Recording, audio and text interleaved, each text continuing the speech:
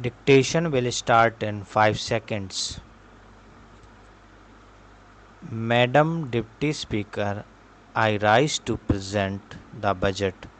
Our government was elected amidst huge expectations of the people. The expectations of the people in electing us was good governance. Their expectations included burning issues like inflation, price rise, and corruption in day to day transactions. There was also expectation for a major change in the way of countries' natural resources were allocated, processed, and deployed. We shall continue to undertake many more measures to ensure that the fruits of growth reach the farmers, the workers, the poor, the scheduled castes, and scheduled tribes. We shall introduce various schemes for the welfare of women and other vulnerable sections of our society. Our focus will be on energizing our youth to reap benefits of growth and employment. Madam Deputy Speaker, I am presenting this budget when the world economy is facing considerable uncertainty in the aftermath of major facing economic and political developments during the last 9 years. As per current indications, economic policy is expected to be more expansionary in certain large economies of the world. After performance in the last year, growth in a number of emerging economies is expected to recover. These are certain positive signs and point to an optimistic outlook for the next year.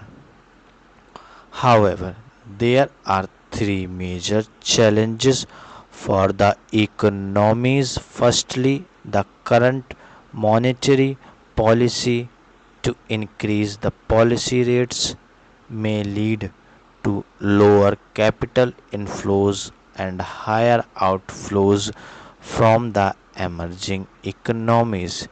Secondly, the crude oil prices has some implication on these economies. It is, however, expected that increase, if any, in oil prices would be tempered by producers of gas and oil. This would have an impact on prices of crude and petroleum.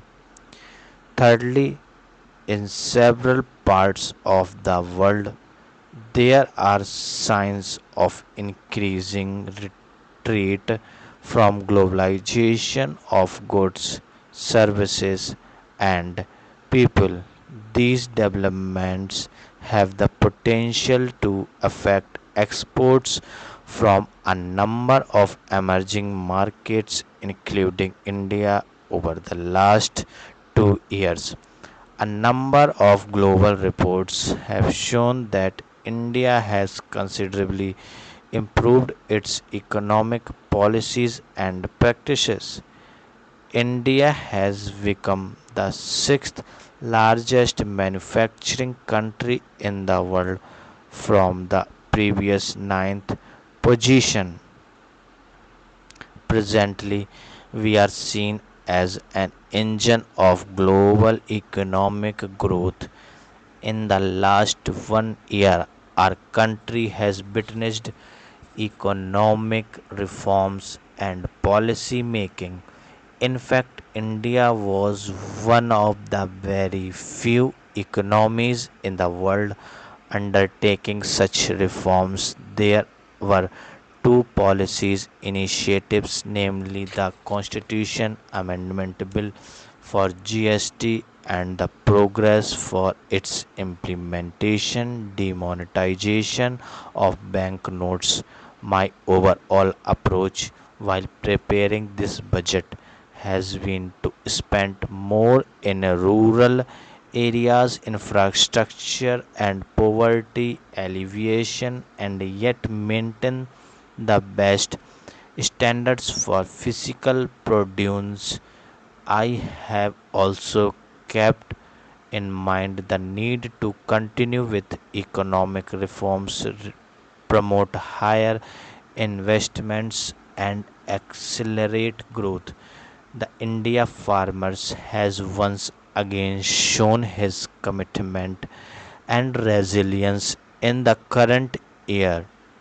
The total area shown under Kharif and Rabi seasons are higher than the previous year.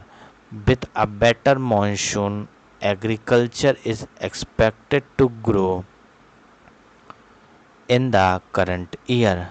In last year's budget speech, I focused on economic security of farmers to double their economic in 5 years.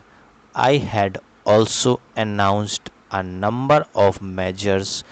We have to take more steps and enable the farmers to increase their production and productivity and to deal with post harvest challenges.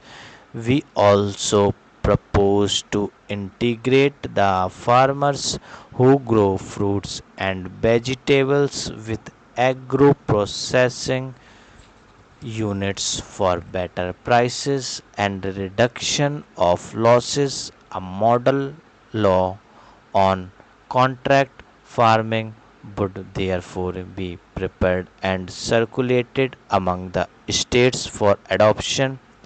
I now turn to the rural sector, which was so dear to the heart of Mahatma Gandhi. Over 3 lakh crores are spent in rural areas every year. If we add up all the programs meant for rural poor from the central budget, state budgets, bank linkage for self help programs, Swachh Bharat mission has made tremendous progress in promoting self sanitation. Coverage in rural India has gone up, and open defecation free village are now being given priority for piped water supply. We propose to provide safe drinking water to all in the next 4 years. This will be a mission under the National Rural Drinking Water Program. We also proposed to introduce a system of measuring annual learning outcomes in our school. Emphasis will be given on science education to provide creativity through local innovative ideas in higher education. We will undertake reforms in the University Grants Commission. Good quality institutions would be enabled to have greater administrative and academic independence. Colleges will be identified based on ranking and would be given autonomous status. A revised framework will be put in a place for credit based programs. The next phase of strengthening the skills will focus on improving the quality and market relevance of vocational training through industry cluster approach will also we launched a special scheme for creating employment in the textile section has already been launched. A similar scheme will be implemented for the leather and footwear industries as well. Tourism is a big employment generator and has a major impact on the economy. We also propose to facilitate higher investment in affordable housing. Affordable housing will now be given infrastructure status, which will enable availability of specialist doctors to strengthen the primary and secondary levels of health care. We have therefore decided to take steps to create additional 5,000 postgraduate seats per annum. We will work with the state government to take these forward. The government is committed to take necessary steps for structural transformation of medical education and practice in India. An effective infrastructure and land transport sector will make our economy more. Facilities will be drawn up and implemented very soon. Madam Deputy Speaker, with these words, I commend the budget to the House.